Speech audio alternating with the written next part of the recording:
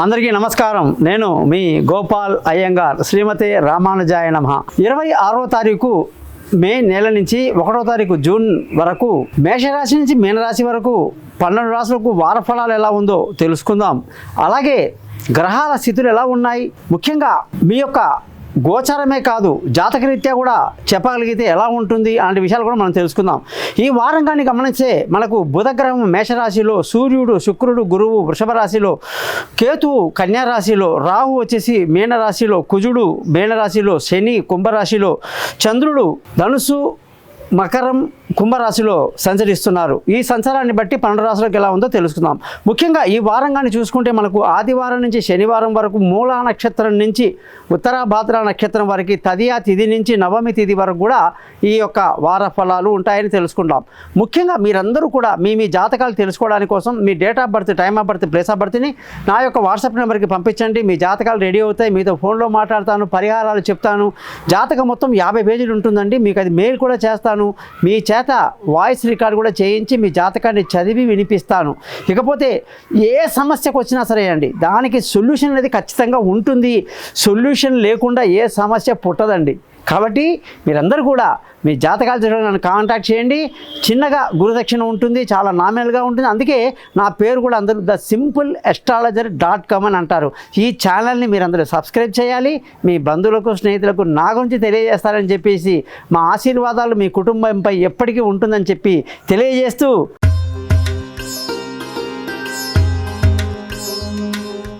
ధనుసు రాశి వాళ్ళకి 26వ తారీఖు మే నుంచి 1వ తారీఖు జూన్ వరకు కానీ చూసుకుంటే ఈ రాశ్యాధిపతి గురువు వృషభ రాశిలో అంటే శత్రుక్షేత్రంలో 6వ ఇంట్లో ఉండడం వల్ల ఆరోగ్యం పట్ల జాగ్రత్తలు తీసుకొని శత్రువుల మీద ఒక కన్నేసి ఉంచడం మంచిది. రావాల్సిన డబ్బు రకరకాలుగా అనేక విధాలుగా రావాలి. కొంచెం బాగా ఎఫర్ట్స్ పెడితే డబ్బులన్నీ వస్తాయి.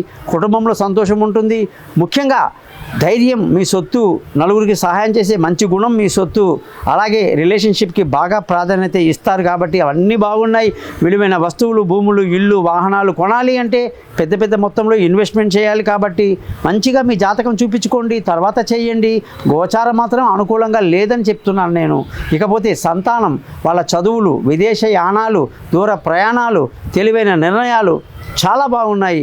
ఆరోగ్య విషయంలో మాత్రం జాగ్రత్తలు తీసుకోక తప్పదని చెప్పాను మరొకసారి. ముఖ్యంగా శత్రువులు అణిగిమణిగి ఉంటారు. భార్య భర్తల మధ్య చక్కటి సయోధ్య కలిగి సంతోషంగా ఆనందంగా గడుపుతారన్నమాట. పార్ట్నర్షిప్ బాగా కలిసి వస్తుంది. పెళ్ళి కానీ వాళ్ళకు పెళ్ళి కుదురుతుంది. అదృష్టం ఈ వారంలో బాగా తక్కువ. అదృష్టం మీద డిపెండ్ అవ్వకుండా సొంత కష్టం మీద మనం నిర్ణయం తీసుకుంటే చాలా మంచిది.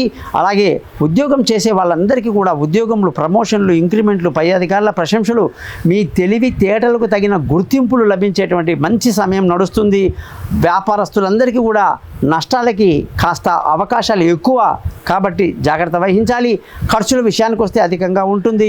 ధనుసు రాశి వాళ్ళందరికీ కూడా రోజు చక్కటి సుందరకాండ చదువుకోవటం, దేవానాంచ ఋషీనాంచ గురు కాంచన సన్నిభం బుద్ధిమంతం త్రిలోకేశం తం నమామి బృహస్పతి అనే మంత్రాన్ని చదవండి. సక్సెస్ మీదే. అందరూ విన్నారు కదా 12 రాశులకు ఏ విధంగా చెప్పాను. ఇక మీ జాతకాలు తెలుసుకోవడానికి కోసం నన్ను కాంటాక్ట్ చేస్తారని పైన ఇచ్చిన 3 నెంబర్లో మీ పేరు, date of birth, time of birth, place of బర్త్ని పంపిస్తే మీ జాతకం మొత్తాన్ని నేను రెడీ చేసి మీతో 15 నిమిషాలు మాట్లాడి పరిహారాలు చెప్పి జాతకాన్ని మీకు మెయిల్ కూడా చేస్తానని చెప్పి తెలియజేస్తూ, దాని కొరకు చిన్నగా గురుదక్షిణ ఉంటుందని తెలియజేస్తూ, మీ అందరూ కూడా thesimpleastrologer.com అనే ఈ యూట్యూబ్ ఛానల్ని సబ్స్క్రైబ్ చేసి మీ బంధువులకి, స్నేహితులకి నా గురించి తెలియజేస్తారని ఆశిస్తూ సర్వే జన సుఖినో భవంతు.